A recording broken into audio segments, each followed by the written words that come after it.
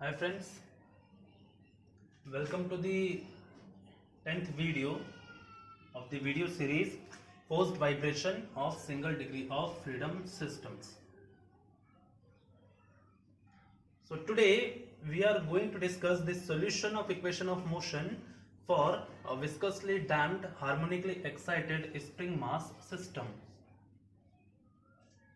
We have already derived the results for solution of equation of motion of such kind. Today we are going to see the effects of complementary function and particular integral part over the general solution of equation of motion. Right?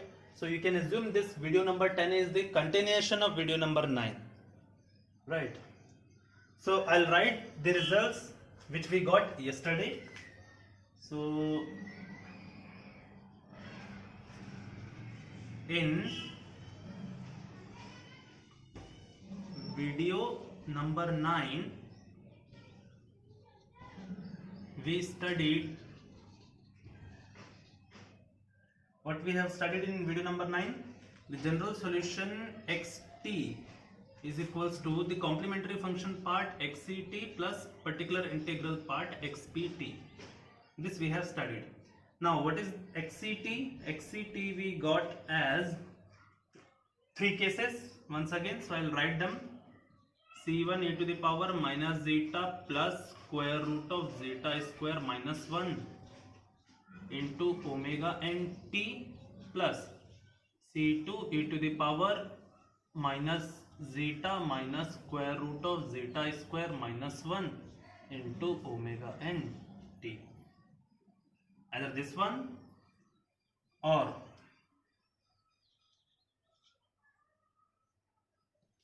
C1 plus C2t into e to the power minus omega n t, or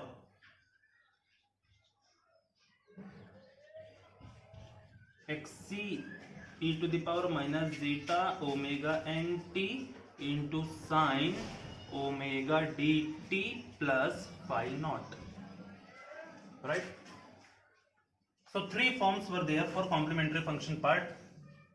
The first one is for overdamped system, zeta value more than 1. The second one is for critically damped system, zeta value is equals to 1. Third one is for underdamped system, that means zeta value is less than 1.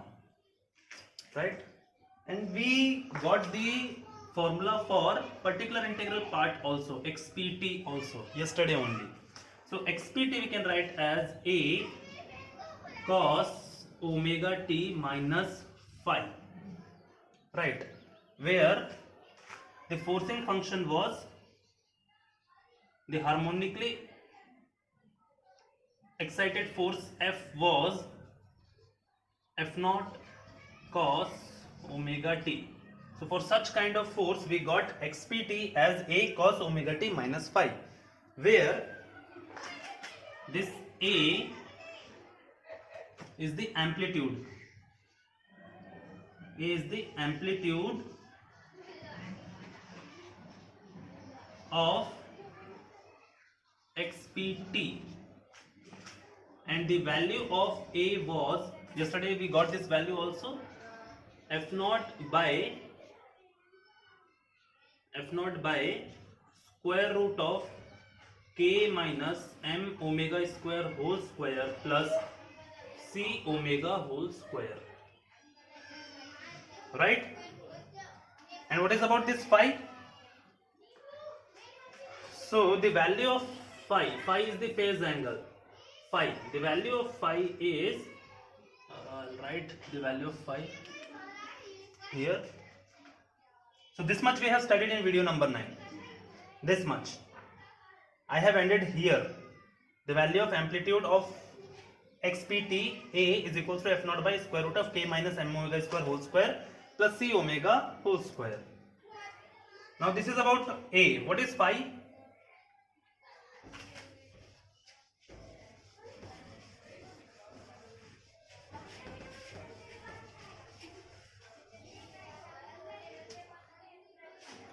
Phi is the phase angle. phase angle. This phase angle is between what? It is between the harmonic force and response. Response means this xpt. So this phi is the phase angle between the harmonic force f naught cos omega t and the response xpt, right? And what is the value of this phi? Phi value is tan inverse of, if you can recall, I'll just revise once again. So we have assumed in video number 9 only, we have done this thing. We had assumed k minus m omega square as x cos phi, and we had assumed c omega as x sin phi, right? So from here, can I get the value of phi? Yes. From here I can write x sin phi by x cos phi as c omega by k minus m omega square. X gone. So from here I got tan phi equals to c omega by k minus m omega square, right? So from here I can write the phi value as tan inverse of c omega divided by k minus m omega square. This is the value of phi. The value of amplitude and the value of phi we need to remember. What is the value of amplitude? F naught by square root of k minus m omega whole square plus c omega whole square. What is the value of this phi? The phase angle is tan inverse c omega by k minus m omega square, right? And we can write our particular integral part of the general solution as a cos omega t minus phi. These three things we need to remember, right? Now, if I want to write the xpt in total, what can I write?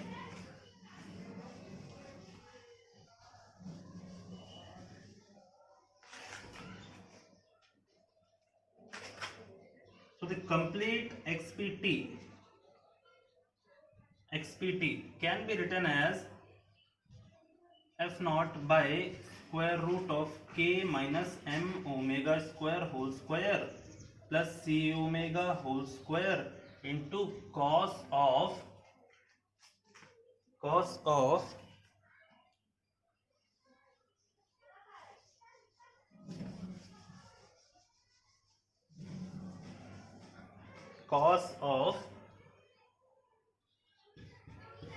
omega t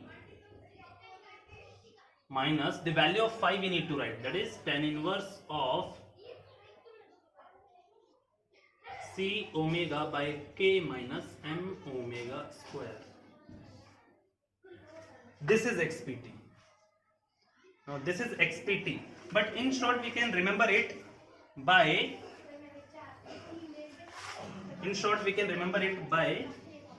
xpt equals to a cos omega t minus phi, where the value of a is f naught by square root of k minus m omega square whole square plus c omega square, and phi is tan inverse of c omega by k minus m omega square. This is our xpt. So I'm comfortable in using this expression of xpt. Easy to remember. I'll memorize the formula for amplitude, I'll memorize the formula for phi. You can have your own way. You can remember this one also. I'll remember this one, a cos omega t minus phi, where a is f naught by square root of k minus m omega square whole square plus c omega whole square, and phi is tan inverse of c omega by k minus m omega square, right? Okay, so this is about xpt. Now we have done. Now can I write the general solution or total solution or complete solution of the equation of motion for a harmonically excited damped spring mass system with single degree of freedom? Can I write now? Yes, of course, because I got both the complementary function part and the particular integral part. Then the general solution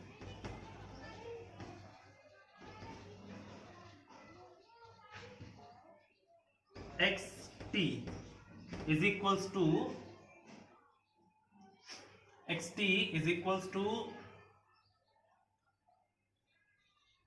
xct plus, instead of xct we can write that three forms depending upon the cases, plus a cos omega t minus phi. Right, now I'll change the cases. Now I'll give you the specific case. Suppose the system is over damped system. So for over damped system, the xct will become c1 e to the power minus zeta plus square root of zeta square minus 1 into omega n t plus c2 e to the power minus zeta minus square root of zeta square minus 1 into omega n t plus a cos omega t minus phi. This is the general solution for over damped system. For over damped system, that means the zeta value is greater than 1 here. Right, I can write xt to be c1 plus c2 into t into e to the power minus omega n t plus again a cos omega t minus phi. This is for critically damped system.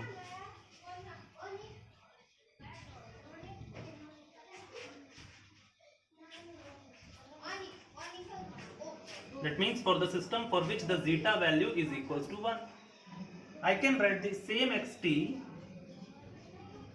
to be xc e to the power minus zeta omega n t into sine omega dt plus phi naught plus a cos omega t minus phi. This form of the general solution I will use for under damped systems.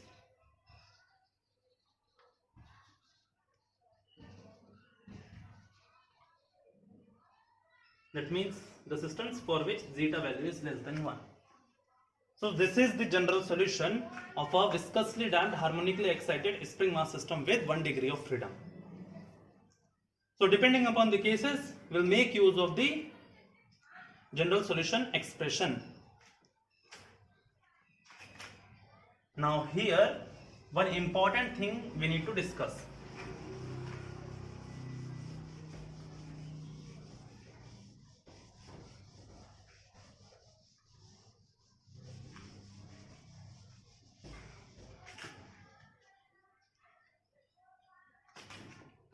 One important thing we need to discuss now. So I'll write the expression, I'll write the statement in the form of a question, right? So the question is, can we write the general solution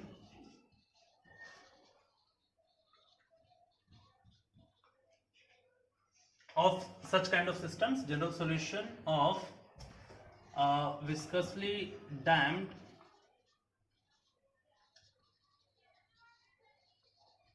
harmonically excited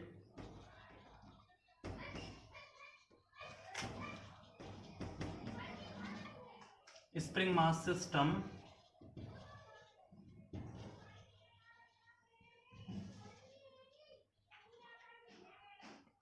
with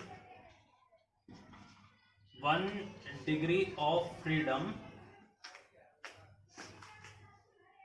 That means I'm talking about xt as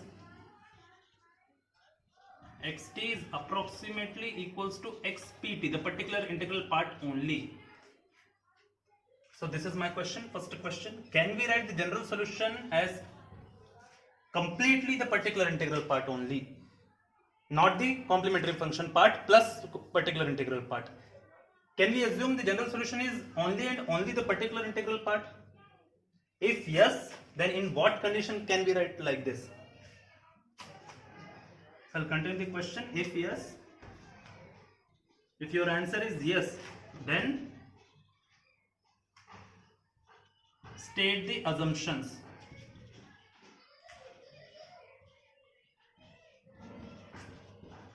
or conditions for doing so.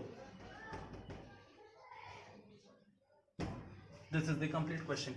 Can we write the general solution of this kind of system as the complementary function part only? Can we skip the complementary function part? Can we write only the particular integral part? And the second question, if yes, if we can write the general solution as particular integral part only, then in what conditions or assumptions we need to make to have such kind of condition, right? So now I'll write the answer to this question. See, so I'll take all the three cases: overdamped, critically damped, underdamped, one by one, and we'll see something. So first of all, I'll take the overdamped systems. Overdamped system.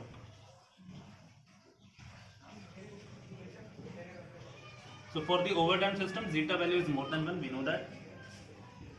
And what is the complementary function part? xct.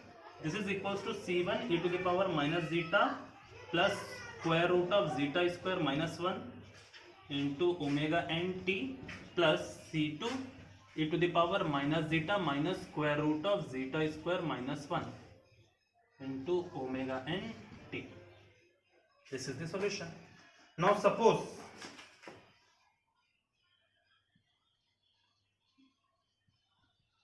the time t tends to infinite. That means the time is very large. What is the meaning of this condition? Time tends to infinite. Time is very large. So we are not taking seconds, we are taking hours, right? So time is very large. So when the time is very large, we need to observe something. See, zeta value is more than 1 here. So zeta square will be obviously more than 1. So more than 1 minus 1 will be a positive value. Square root of a positive value is a positive value. Minus zeta, right? So minus zeta. Zeta is already more than 1. So this quantity is less than this quantity, right? I'll make it simple. I'll make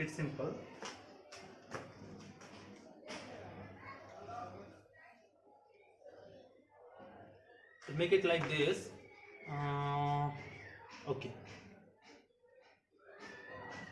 We can assume something. Assume minus zeta plus square root of zeta square minus 1 into omega n as some k1, right? Okay. Now leave about omega n, it is always positive, we know. Square root of k by m is always positive. This zeta is, suppose, will have some value more than 1. Suppose this zeta is 1.1, right? Suppose zeta is 1.1. It is more than 1, right? I wanted to take zeta value more than 1. So I have taken 1.1.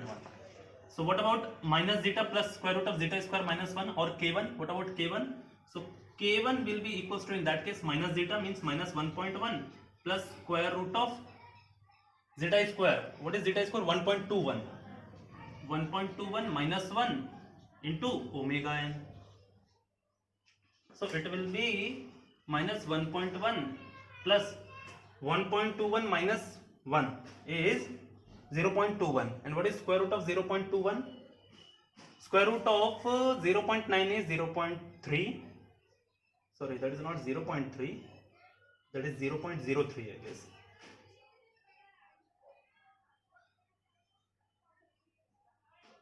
Yes. How I can write like this? This is 0.21, so I can write like 21 by 100. So the square root of into omega n. This is 1 minus 1.1 plus square root of 21. This is somewhere around 4.5. Square root of 5 is 30. Oh, sorry, not 30, 25. And square root of square of 5 is 25 and square of 4 is 16. 21 is in between them, so I'll assume some 4.1.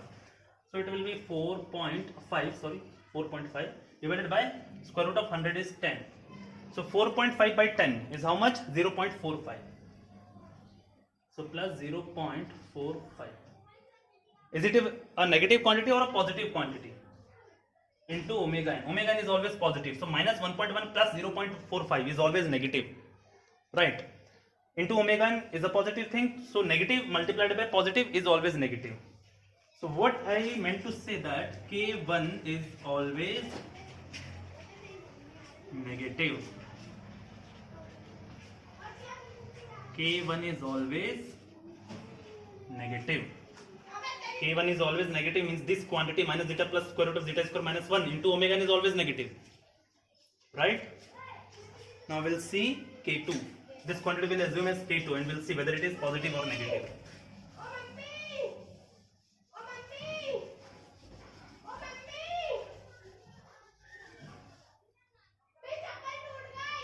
Now assume minus zeta minus square root of zeta square minus 1 into omega n as some K2. Whether it's a positive or negative for overdamped system. For overdamped system we know zeta is more than 1. So I'll once again assume zeta is 1.1 because I'm taking overdamped system, zeta more than 1. Right? Now what is about K2? I can write K2 to be minus 1.1. Once again the same thing, minus square root of 1.21 minus 1 into omega n, which is minus 1.1 minus, I already got the value, minus 0.45. Square root of 1.21 minus 1 I already got. It will be minus 0.45 into omega n. It's a positive or negative quantity? It is a negative quantity. Minus minus will be minus only. So it is a negative quantity. K2 is always going to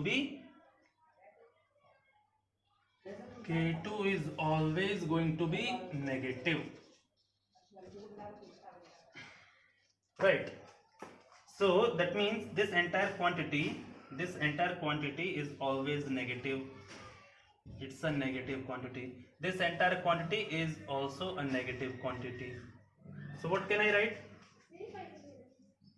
Now I can write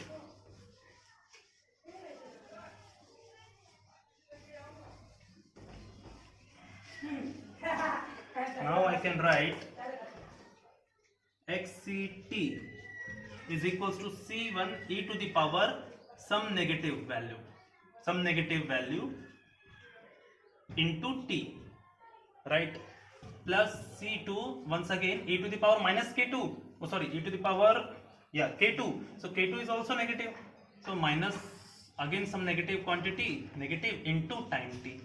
This is the expression. So why? Because I can write c1 e to the power k1t plus c2 e to the power k2t I can write. So I got k1 a negative value, I got k2 a negative value, so I just multiplied time with them.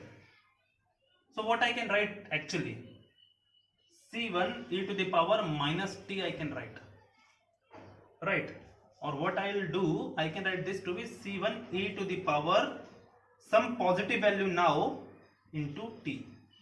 Similarly, I can write here also.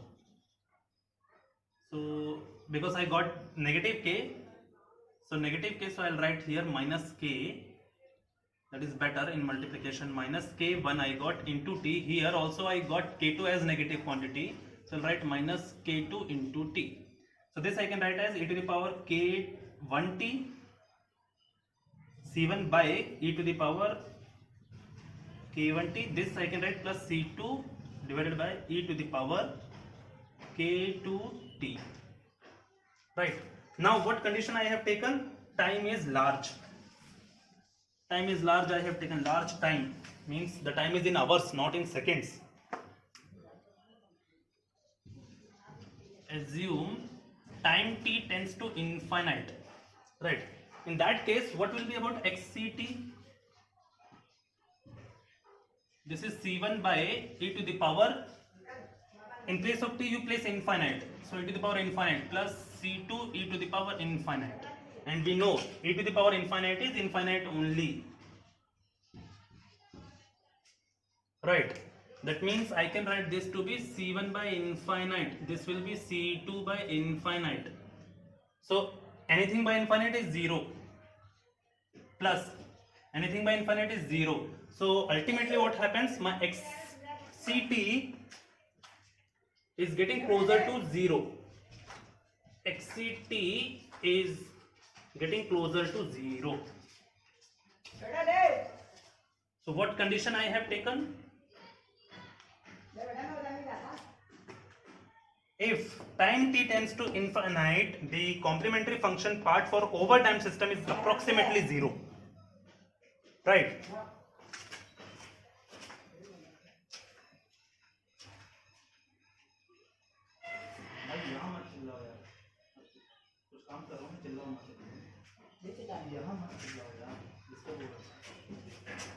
आगे जाके इधर जाके बोल लो, चिल्लाए नहीं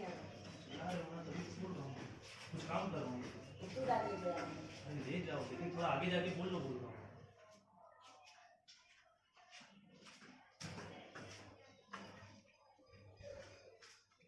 Okay, so as our time t tends to infinite, our complementary function part for overdamped system is approximately 0. This is for overdamped system. For overdamped system.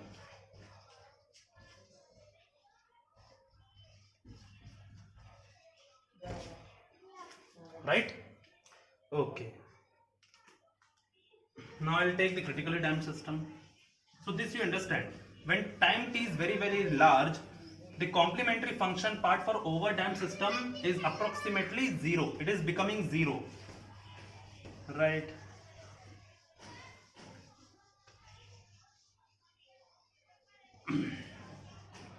Now, second thing. I'll take the second case for critically damped systems. For critically damped systems. For critically damped systems means the systems for which the zeta value is equals to 1. For such kind of system, what is about xct? We can write xct to be c1 plus c2t into e to the power minus omega n t. Right? Simple thing. Okay. Or which can be written as c1 plus c2t divided by e to the power omega n t. So 1 by e to the power omega n t can be written as e to the power minus omega n t. Right. So now again I will take large time. So I will assume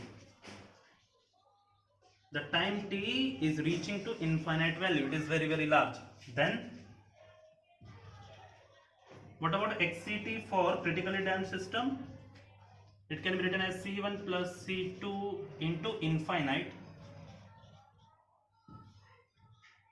divided by again e to the power omega n into infinite. That means infinite only. Again e to the power infinite is infinite only. So c1 plus c2 into infinite whole divided by e to the power infinite is infinite only. So again it is 1 by infinite, which is nothing but 0. So I can say once again, when our time t will tends to infinite, that means the time t will be very very large, the complementary function part will reach 0. It will be approximately 0 for underdamped, for critically damped systems. This was same as overdamped systems. Now I just need to analyze the underdamped systems.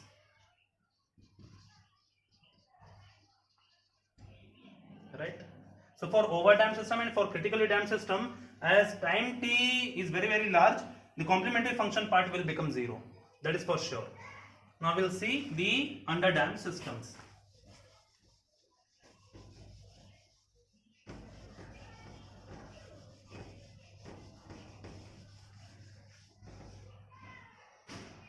Now the third case, for underdamped systems.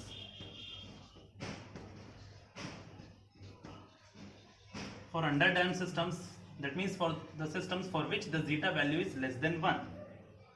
What is the complementary function part for such kind of system? The xct can be written as amplitude of the complementary function part xc into e to the power minus zeta omega nt into sine omega dt plus phi naught. This was the complementary function part, right? Okay. Once again, okay, I'll simplify this one. The entire expression I'll simplify. This will be xc by this e to the power minus zeta omega nt will become 1 by e to the power zeta omega nt.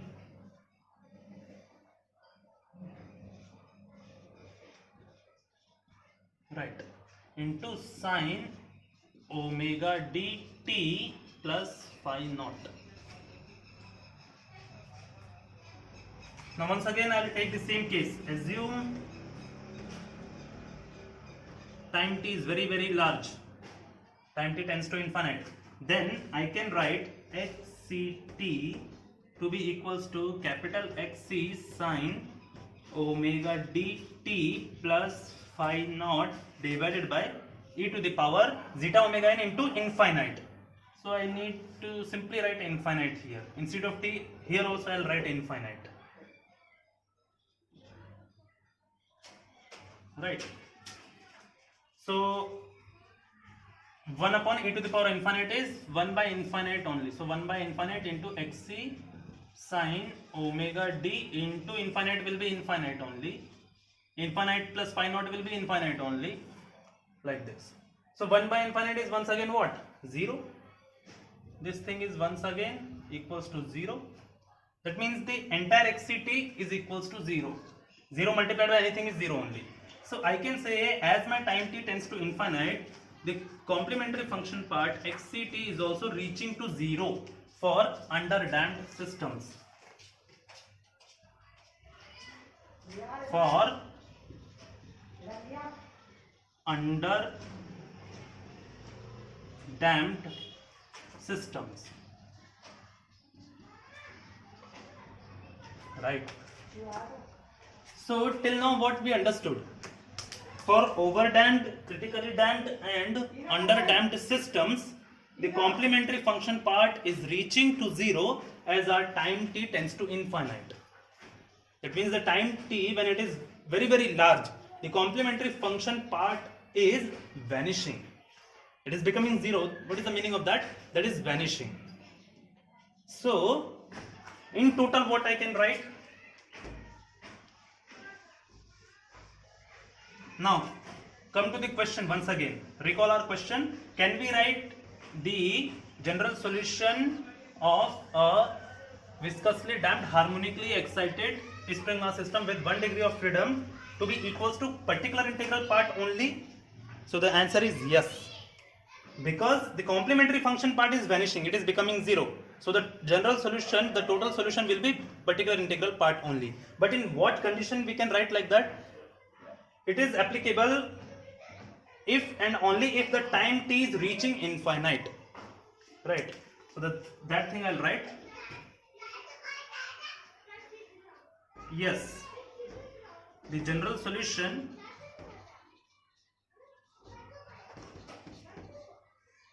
of a viscously damped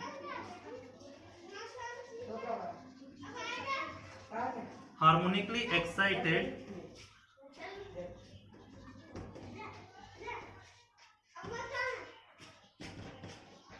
spring mass system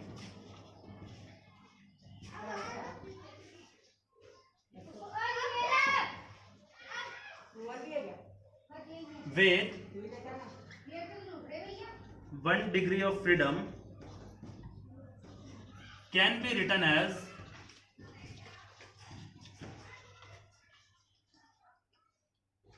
xt is approximately equals to xct plus xpt, in which this xpt is vanishing, it is becoming 0.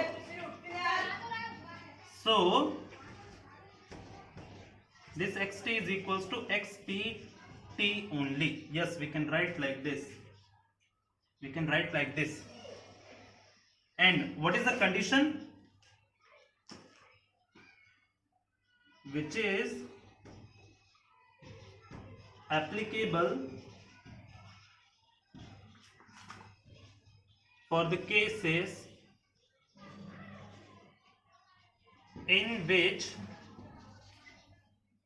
the time is very large, or we can say time t tends to infinite. If time is short, then we need to write this xt as the xct plus xpt, right? So in most of the cases, for a viscously damped harmonically excited spring mass system, you will see the general solution is equals to particular integral part only. That means from here only you can write the xt to be equals to a cos omega t minus phi. This only. The particular integral part is vanished for the condition of large time, t tends to infinite. So in most of the cases, we are going to see this case only, where the general solution of a viscously damped harmonically excited spring mass system with 1 degree of freedom is particular integral part only, that is a cos omega t minus phi only. Now what is the value of a? Once again we will recall the value of amplitude a is equals to f naught by square root of k minus m omega square ka whole square plus c omega whole square. And what is the value of this phi? The value of this phi is tan inverse of c omega by k minus m omega square. This omega is the frequency of the external harmonic excitation force. This t is the time. Right? Okay.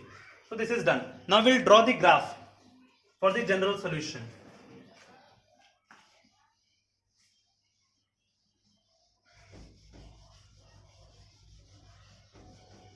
We'll draw the graph for the general solution.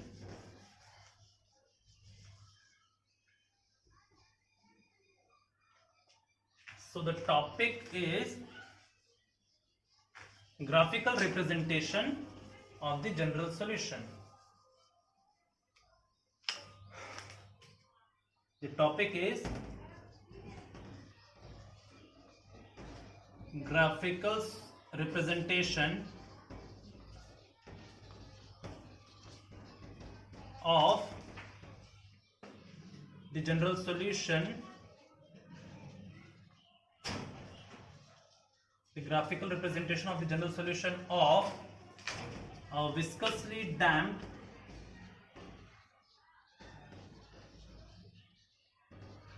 harmonically excited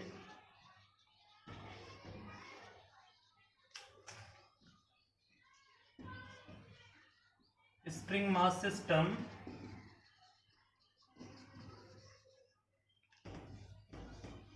with 1 degree of freedom.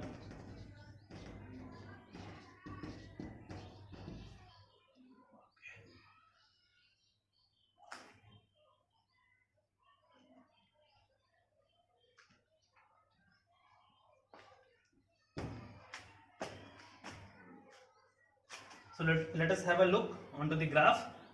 So the general solution is containing complementary function and particular integral, right? So first of all, I will draw the graph for complementary function, then I will draw the graph for particular integral. Then I am going to merge them and then I will get the final graph. So if you can recall the concepts of module number 2, the free damped vibration of single degree of freedom systems, there I told you out of the over damped, critically damped and under damped systems, the under damped system is representing a vibrational motion. Other two, that means over damped systems and critically damped systems, are not showing the characteristics of a vibrational motion that I told you clearly in class. The over damped system, the response of over damped system and critically damped systems are showing the exponential variation with time, decreasing exponential variation with time, which is not a vibration motion. To have vibrational motion, we should have a to and fro motion about a mean position, but exponential motion is not a to and fro motion, right? So over damped system and critically damped systems are not showing the vibrational motion. The vibrational motion characteristics are there with the under damped systems, in viscously damped systems I'm talking about.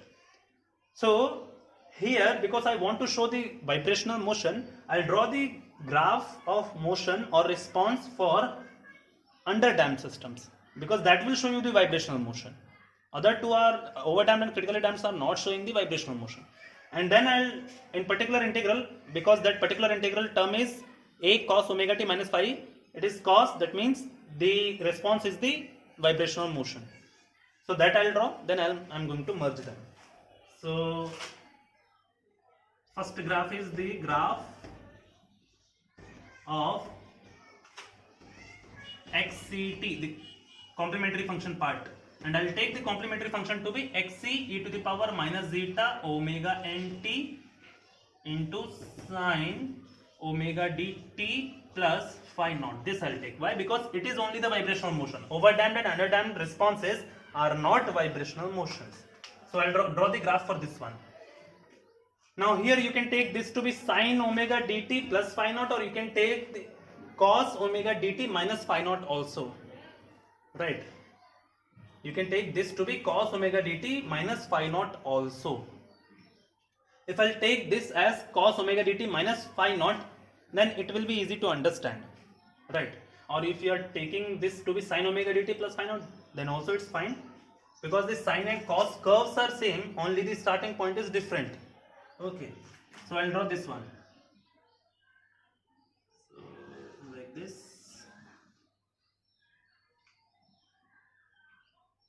This is the mean position, right? So this is sine omega dt plus phi naught. It is a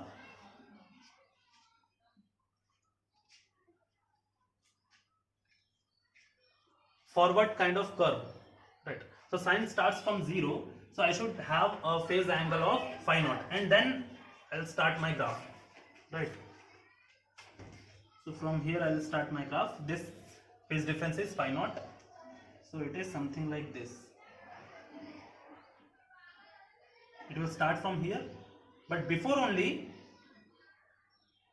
I should have a decreasing exponential. I should have a decreasing exponential curve. So I'll draw a curve like this. From here also I'll draw a curve like this. It is decreasing exponential curve.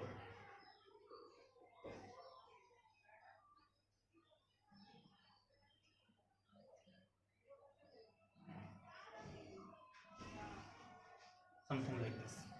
It is also decreasing exponential curve, and this one is also decreasing exponential curve. So in between this, the sine curve will vary. So this is the phase difference. So from here I should draw a sine curve. So this and this will be same, right? This and this will be same, right? So the amplitudes in each and every cycle will be same. This and this will be same, this and this will be same, right? So from here till here, till here, till here, this is the end of the cycle. Suppose this entire time period is tau. So on the vertical axis I am going to draw the motion, the response, complementary function response xct I am going to draw in vertical axis, and on the horizontal axis I am going to draw time t, or any function of time t, that is omega t also I can draw on the same axis. This is one time period,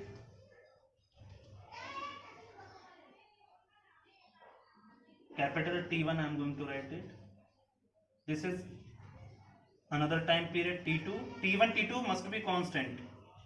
This is another time period T3, these all are same. This is another time period T4, these all are same. And amplitude and in each and every cycle is same. So two amplitudes will be there, one positive, one negative in each and every cycle. So that will be same, right? So this amplitude I am going to take as x1. This amplitude will be 2. This will be x3 like this. So if this is x1, this is also x1. If this is x2, this is also x2. That much we have discussed. And this variation of the graph is capital XC into e to the power minus zeta omega n t. This is the variation of the graph. So this decreasing curve starts from capital X and it is decreasing by e to the power minus zeta omega n t. So this one, from here till here, this entire thing is capital X. This is equals to capital X. So I am taking this capital X to be capital XC. So this is capital XC. Right. So this is the graph for underdamped system. Right. You can recall module number 1 to better understand this graph. Module number 2, the free damped vibration of single degree of freedom systems. This phase angle is phi naught. Right. Okay. So this is done. This is the graph. Now I will draw the graph for XPT, the particular integral part. So what is the conclusion out of this graph? This graph is ultimately vanishing to 0. I told you, if time t will be very, very large, this xct will be vanishing to 0. It will be gone. Right. Now the graph for particular integral. Second graph. Graph for XPT. Now what is the formula for XPT? A cos omega t minus phi. Right?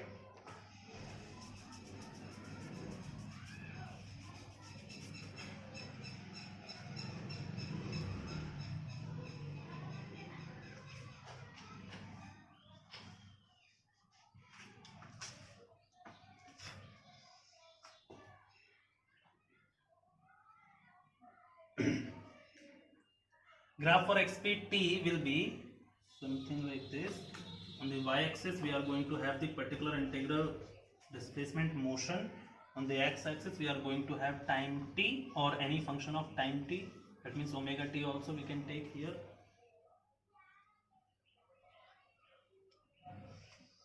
Now the particular integral expression is cos omega t minus phi. Right? So that means it's a lagging curve. So cos is exactly starting from the amplitude A. So it will have amplitude A before 0 only. Right. So if this is the amplitude A value, this one from here till here, this is amplitude A. Suppose this is amplitude A. Right. So like this, you need to draw a horizontal line. Amplitude minus A is somewhere here. So a horizontal line I will draw like this. This one is minus A. This is minus A. Now I need to draw a cos curve. It will have its highest value, the amplitude A, before starting 0 only. Right. So at this position, at 0, it will have the curve something like this. It will start from somewhere here. Right. So here, like this, then like this, then like this. I'll extend this line.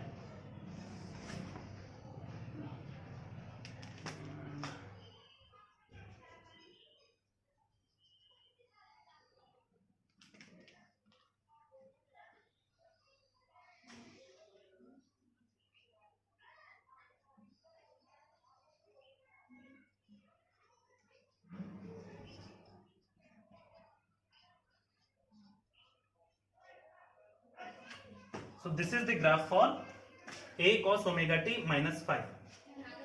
Right? This is the amplitude A, this is the cos omega t minus phi curve. Now I need to merge both the curves. Then I am going to get the graph for the general solution xt, that is xct plus xpt. So please have a look properly to this graph. Right? Now I will erase this one.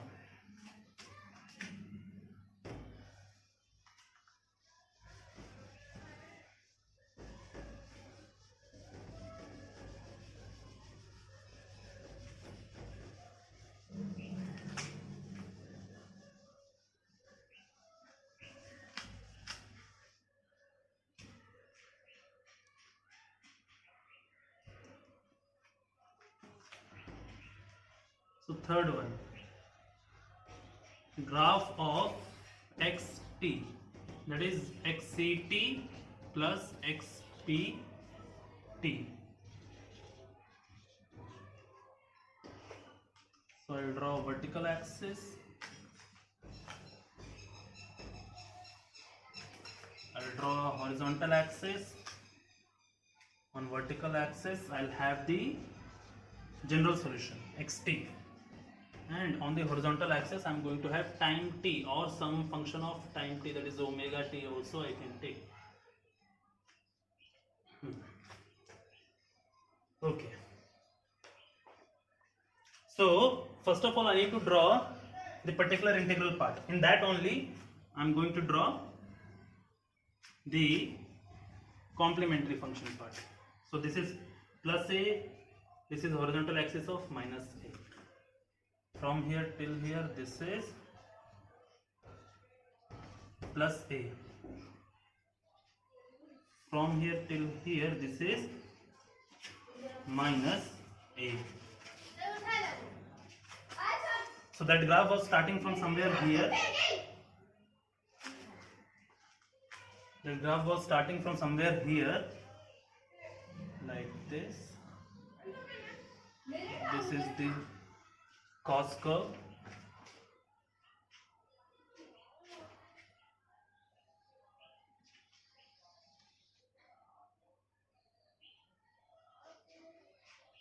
Right? Okay. And the graph for the complementary function part, xct, that means the graph of capital Xc e to the power minus omega nt into sin omega dt plus phi naught. The graph can be drawn as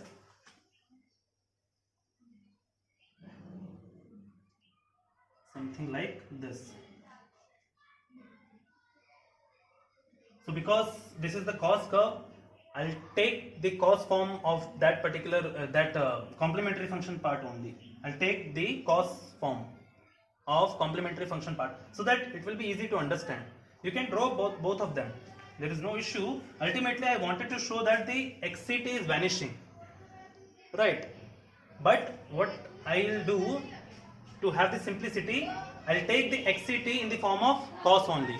So I can write xct as xc into e to the power minus omega nt into cos omega dt minus phi naught. So for that the graph will be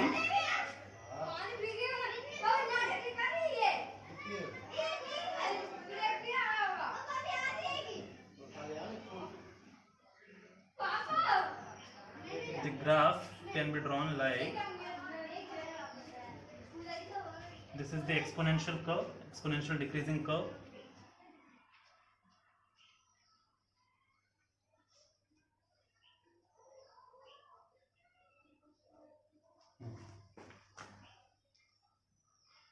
So somewhere from here, like this, right? And in between I need to draw. So from here, that will start. So it is going like this. Then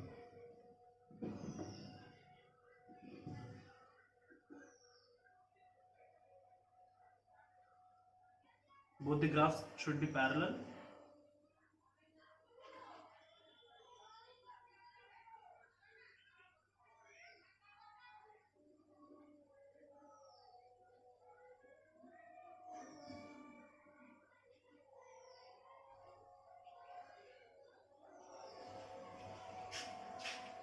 So ultimately, this one is vanishing. The graph is not proper, it is not up to the scale, but ultimately this is vanishing.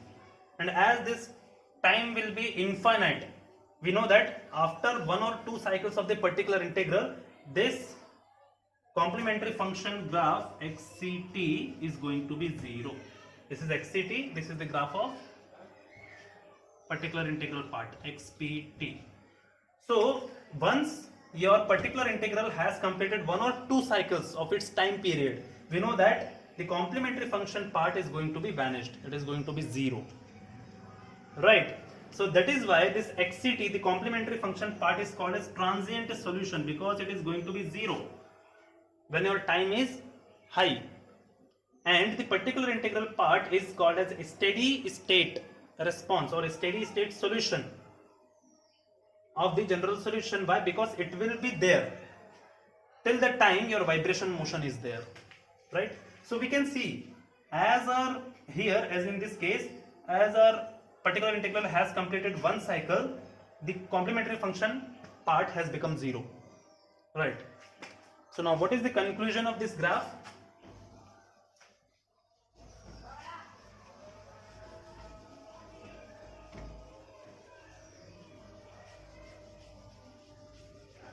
What is the conclusion of this graph and the discussion we had? The conclusion is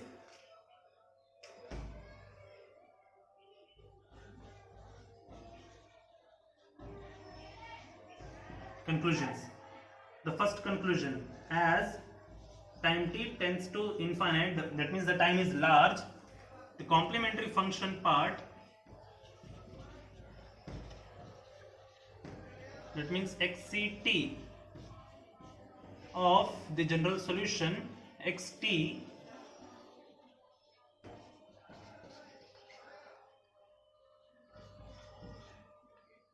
is reaching to 0, right?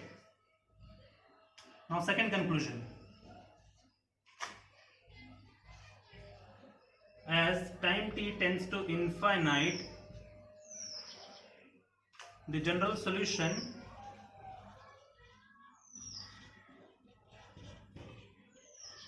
can be written as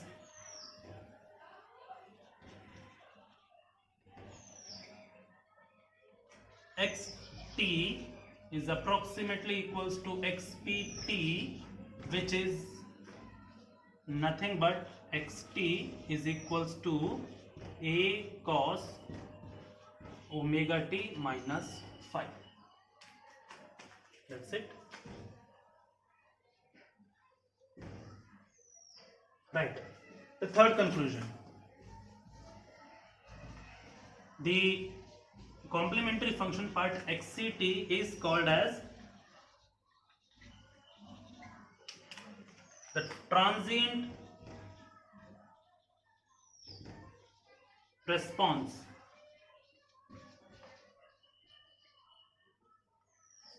as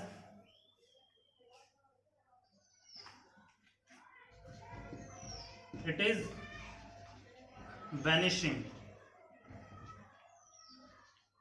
after some period of time,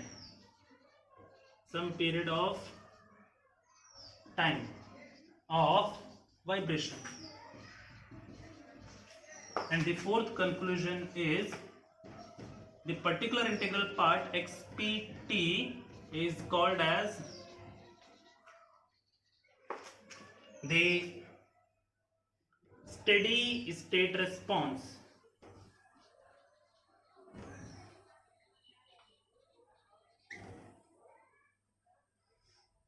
as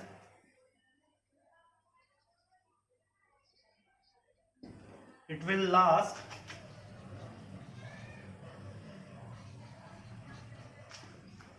till the period of time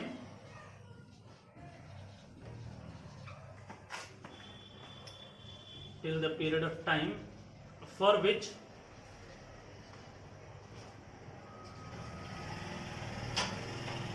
vibrational motion or vibration will be there, for which vibration is there.